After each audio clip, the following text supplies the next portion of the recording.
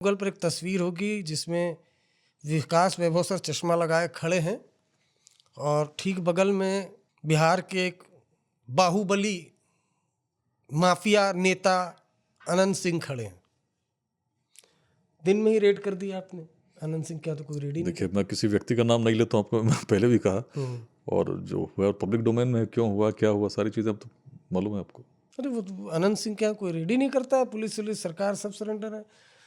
तो क्या था थोड़ा वो जानना चाहेंगे, आप नाम मत लीजिए। देखिए, क्या सिंपल था सी वो? बात है, मैं जहाँ भी रहा हूँ जो सही है वही मैंने करने का प्रयास किया है। अब केसेस के नाम कुछ हो सकते हैं, कुछ हो सकते हैं, बट कभी घबराए नहीं हैं। Firm but polite. कभी भी बहुत सारे राजनेताओं से भी उलझने हुई। कई बार ऐसा भी हुआ कि विधानसभा तक में उसके संचालन में समस्या हुई। ऐसे भी अवसर हुए हैं, लेकिन मन कभी विचलित नहीं हुआ, क्योंकि मैं जानता था कि बिहार आया हूँ तो परिवर्तन करने आया हूँ। यदि मैं भी विचलित हो गया, यदि गलत हुआ और मैं सहता रहा, देखता रहा, अपनी आंखें मैंने बंद कर ली, तो बिहार बदलेगा कौन। और यही कारण है कि केवल पुलिस के कार्यों तक सीमित नहीं रहा। जहाँ भी जिलों में रहा, चाहे बगहा में रहा, रोहतास रहा, दरभंगा रहा, पटना रहा, भागलपुर में डीआईजी रहा, तो आसपास के स्कूलों में जाना, कॉलेजेस में जाना, यूथ से बात करना और बताना कि बिहार तब महान था तो उसके कारण थे, और आज यदि बिहार पिछड़ा है तो उसके भी कारण है। कारण सबसे बड़ी है कि हमारी सोच हमारे पूर्वजों की जैसी नहीं रह गई। हम जाति के नाम पर संघर्ष करते हैं।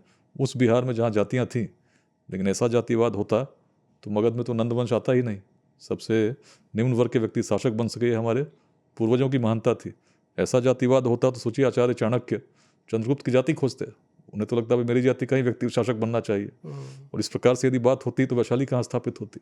तो अलग लोग थे हम। और यही बात है जब मैं कहता हूँ यूथ से कि आज इस प्रकार से हम लड़ते हैं, हम बात करते हैं कि हमारे जाति के कितने विधायक बने, हमारी जाति के कितने मंत्री बने, किस पार्टी ने कितने सीटें दी, इससे बिहार को क्या लाभ होने वाला है।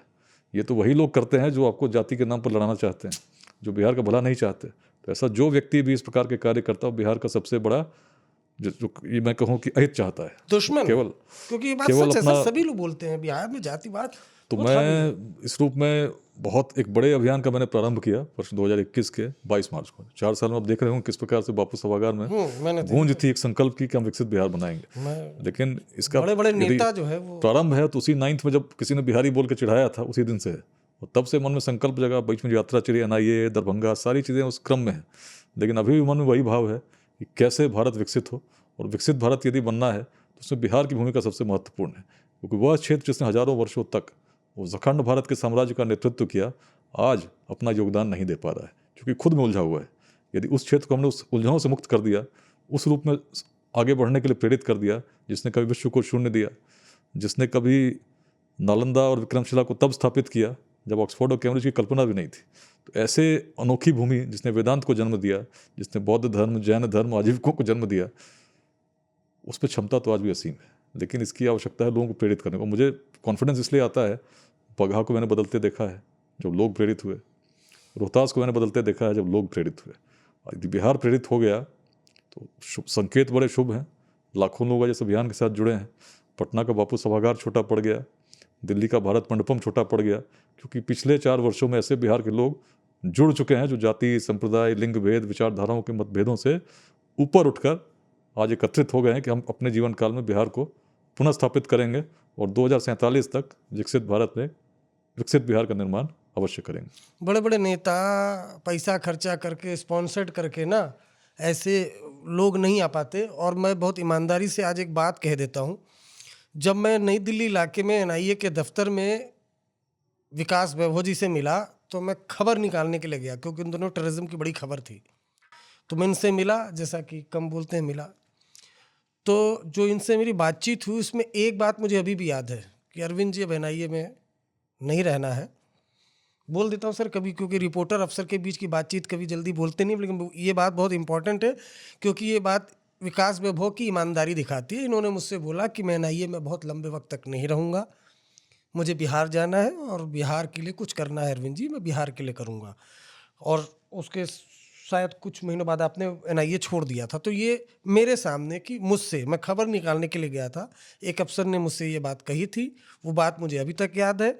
और उसके बाद फिर विकास वैभव बिहार गए, बिहार में जो किया सो किया ही माफियाओं के खिलाफ, लेकिन लेट्स इंस्पायर बिहार चला रहे हैं, जिसमें कोई स्पॉन्सर्ड नहीं है, कोई वैनिटी वैन नहीं है, कोई नेता नहीं है, और ऑटोमेटिकली यूथ, महिलाएं, सारे लोग जुड़ रहे हैं। ये बहुत अच्छा काम आप कर रहे हैं। हर अधिकारी को ऐसा काम करना चाहिए। अनंत सिंह के घर पर जब रेड करी आपने, तो कोई खतरा, कोई डर महसूस हुआ? नाम मत लीजिएगा। देखिए फिर वही फिर घूम फिर के वहीं पहुँचे। देखिए मैं स्पष्ट कहता हूँ, किसी भी केस को जब लेता हूँ, जब मुझे लगता है करना चाहिए, तो मैं सभी परिस्थितियों का आकलन कर लेता हूँ।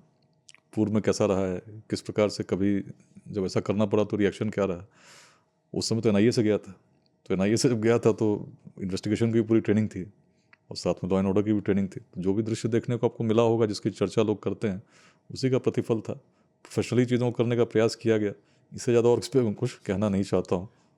नहीं, बाकी सारी चीज़ें पब्लिक डोमेन में। नहीं, बिहार, यूपी में तो अगर कोई अधिकारी ऐसे स्वतंत्र काम कर ले तो बहुत टफ होता है। किसी नेता और ये बाहुबली हो, उनके यहाँ अगर जो है रेड करना हो, देखिए सबसे बड़ा कोई अगर मतलब सबसे बड़ी कोई शक्ति यदि आपके अंदर है तो वो आपके अंदर है, जो आपको गाइड करती है। और कहा गया है ना, द्वा सुपर्णा सविजा सखाया समाना वृक्षम परिस हो जाते। दो पक्षी हैं जो एक वृक्ष पर विद्यमान है, एक खाता है, सब कुछ ग्रहण करता है, दूसरा केवल देखता रहता है। प्राचीन उपनिषदों की बात है। तो मन में भी लगभग उसी प्रकार मन को बताया गया कि एक मन है जो आपका अंतर मन है, जो देखता रहता है तुम कर क्या रहे हो। और दूसरा जो है मन, अलग अलग प्रकार के विचार उसमें आते हैं, ये करना चाहिए, वो करना चाहिए। व्यक्ति गलत करने के अधिक प्रेरित होता है तब जब उसे लगता है गलत करूंगा, किसी को पता नहीं चलेगा, या इससे मेरा क्षणिक लाभ हो जाएगा। तो अक्सर लोग इसमें भ्रम में फंस जाते हैं।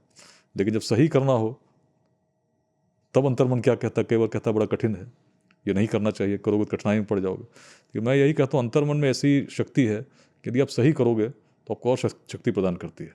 कोई व्यक्ति कितना बड़ा, जिसको बाहुबली कहते हो या कुछ वैसा नाम देते हो, किसी से भिड़ने में आपको कभी कोई संशय नहीं मन में होगा, यदि आपको लगेगा कि मैं जो कर रहा हूँ सही है।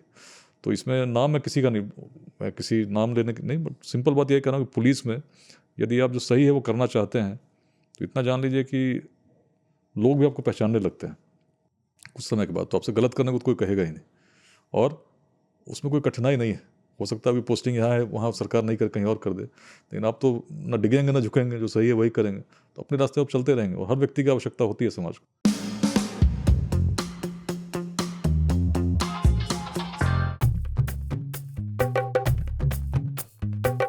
हाँ भाई, रे मुझे कोई दे दे जहर। जार छोड़िए, कार लग रहा है। अरे क्या बात की है, उसे मानो मान नकली अकेला वाला समझदा। हाँ भाई, कितना वो लगता है। ताऊ उनसे मत पूछिए, हम तुम बताए हुए हैं। दूसरे सीजन के 100 एपिसोड लग गए।